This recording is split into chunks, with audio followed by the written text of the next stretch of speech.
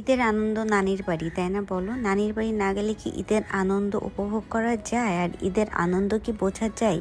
আম্মুর শাড়ি পরে খুব সুন্দর করে বউ বউ সেজে চলে যাচ্ছি নানির বাসায়। আর নানির বাসায় যাওয়ার রাস্তাটা আমার কাছে ভীষণ পছন্দের। আর নানির বাসায় চলে এসে আমি সরাসরি আমার নানির সঙ্গে দেখা করতে যাচ্ছি। নানি বেঁচে নেই, আল্লাহর কাছে চলে গেছে। সবাই আমার নানির জন্য দোয়া করবেন। আর আমার নানি সব সময় এভাবেই আমাকে দেখতে পছন্দ করে, শাড়ি পরে, গয়নাগাটি পরে। আমার নানি আমাকে দেখে নিচ্ছে অনেক বেশি খুশি হয়েছে। আজকে আমি আমার আম্মুর শাড়ি পরে নানির বাসায় আসছি। তারপরে নানির সাথে দেখা করে বাসায় এসে দেখি যে আমার নানু এতগুলো আমাদের জন্য নাস্তা আয়োজন করেছে। অ্যান্ড আমি খুব পছন্দ করি এই পিঠাটা, সাতপতি পিঠা। মাংস দিয়ে খেতে আমার ভীষণ ভালো লাগে। তো আমার নানু এই সাতপতি পিঠাটাও বানায় রেডি করে রেখেছে আমার মামিদের দিয়ে।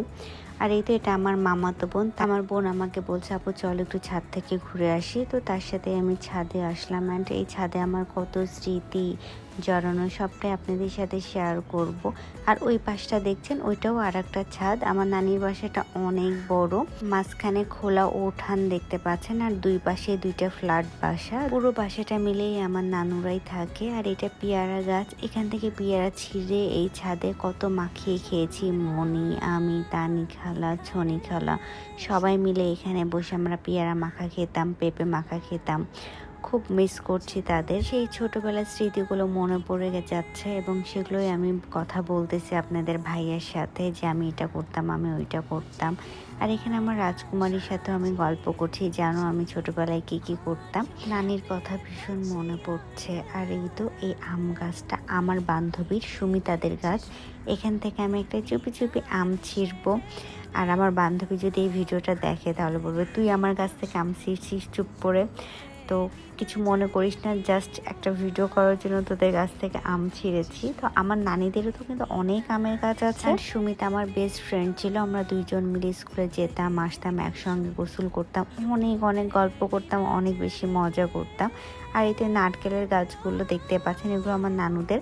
এই ছাদের ওপর থেকে আমরা নারকেল পাড়তাম, দেন ছাদের ওপরে অনেক ছিলে টিলে মুড়ি দিয়ে নারকেল মাখাই খেতাম। ওই যে দেখতে পাচ্ছ হলুদ ওড়না, ওইটা আমার আম্মু। আমার আম্মু ওই ছাদে উঠেছে আর আমি এই ছাদে। আমি আম্মুকে ডাকছিলাম যে আম্মু আম্মু দেখো আমি একটা আম ছিঁড়েছি। যেহেতু নানি ওই ছাদে, আর এটা দেখে আমার রাজকুমারী দৌড় দিয়ে তার নানির কাছে চলে যাবে কিছুক্ষণের মধ্যে, যে সেই তার নানি ভক্ত অনেক বেশি, তার নানিকে সে অনেক বেশি ভালোবাসে।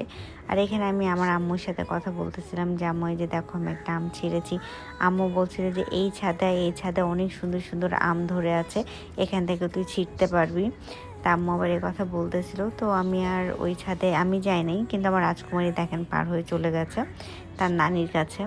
মানে এত বেশি মজা করে আমার রাজকুমারী আমার নানি বাসায় আসলে। আসলে এই ছোটবেলা থেকে আমার বড় হওয়া এই বাসাতে আমার অনেক স্মৃতি জড়িয়ে আছে। আমার নানু আমাকে অনেক বেশি ভালোবেসে আদর করে মানুষ করেছেন। কখনো কোনো কিছুর জন্য আমাকে অপেক্ষা করতে হয়নি, জাস্ট বলেছি নানু আমি এটা নিব, সাথে সাথে আমার নানু সেটা নিয়ে এসে দিয়েছে আলহামদুলিল্লাহ। আর এখনও আমার নানু আমাকে এত ভালোবাসে আপনারা কল্পনাও করতে পারবেন না। আর এই তো এই জানালাটা দিয়ে আমি আমার নানিকে দেখতে পাচ্ছি। আমার নানি ওই তো দূরে শুয়ে আছে। আর এই রুমটা আমার নানুর রুমের পাশে আমার জন্য এই রুমটা করে দিয়েছিল অনেক শখ করে। অ্যান্ড আমার নানি আমার রুমটা সবসময় গুছিয়ে দিত। আর এটা আমার রাজকুমারী। আমি সবসময় আমার রাজকুমারীকে নিয়ে এসে আমার ছোটোবেলাটা দেখানোর চেষ্টা করি, বোঝানোর চেষ্টা করি যে আমি ছোটোবেলায় কোথায় ছিলাম, কিভাবে মানুষ হয়েছি। যেহেতু আমার রাজকুমারী শহরে বড় হয়েছে আর আমি গ্রামে বড় হয়েছি, তাই আমি সবসময় গ্রামের পরিবেশটা আমার রাজকুমারীকে শেখানোর চেষ্টা করি। আর এই তো আমার রুম অনেক বেশি অগোছানো হয়ে আছে, কারণ এখন আমি এই রুমে থাকি না, আমার নানিও নাই যে আমার রুমটা গুছিয়ে রাখবে। আর আমার নানির বাসে অনেক আম দেখতে পাচ্ছেন। এই আমগুলো গাছ পাকা আম, আমার খালামণি আমার জন্য নিয়ে আসছে গাছ পাকা আম। আমগুলো দেখতে পাচ্ছেন এত লোভনীয় আর লাল লাল আম। আর এই ব্যাগের আমগুলো যেগুলো আমি আপনাদের দেখাচ্ছি, এই আমগুলো আমাকে আরেকটা খালামণি দিয়েছে। আমার অনেকগুলো খালামণি আছে আর আমার খালামণিগুলো আমাকে অনেক ভালোবাসে। আর আমার ছোট খালামণি শাহিনা নাম, সে আমার জন্য এতগুলো পাকা পাকা আম পেড়ে, গাছ পাকা আম পেড়ে বাসা থেকে নিয়ে আসছে। খালারা তো মায়ের মতনই হয়, তাই না? খালারা কেন জানি তার বোনের মেয়েদের একদম নিজের মেয়ের মতন ভালোবাসে। ছোট বোন যেমন আমার রাজকুমারীকে একদম আমার চেয়েও বেশি ভালোবাসে, আমার মাঝে মাঝে তাই মনে হয়। আর এই তো দেখতে পাচ্ছেন কত আম আমার নানির বাসায়, আমের ছড়াছড়ি। আলহামদুলিল্লাহ আমার নানির বাসায় অনেক আমের গাছ আছে আর অনেক আম ধরে সব সময়।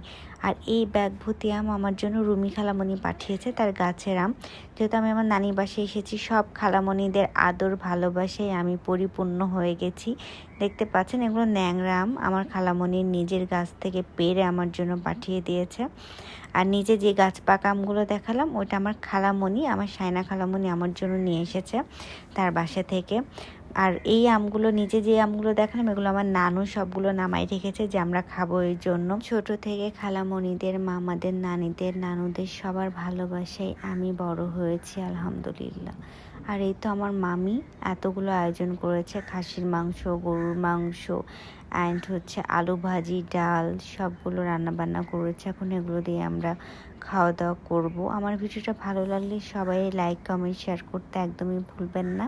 এর মধ্যে আমি যখন রাজশাহীতে গেছিলাম তখনই আমি আমার নানির বাসায় গেছিলাম। ভিডিওটা আপলোড করতে অনেক বেশি লেট হয়ে গেছে। এখন আমি ঢাকায় চলে এসেছি, একটু লেট করে আপলোড হয়ে গেল, কিছু মনে করবেন না। সবাই ভালো থাকবেন আর অবশ্যই আমার পেজের সাথেই থাকবেন সবাই। আর এই তো রান্নাবান্নাগুলো এত বেশি মজা হয়েছিল, আর আমির হাতের ডালটাও অনেক বেশি মজা হয়েছিল। যদি মনটা চুরি করি তোমার, দেবে কি ওই পরাণে ঠাই।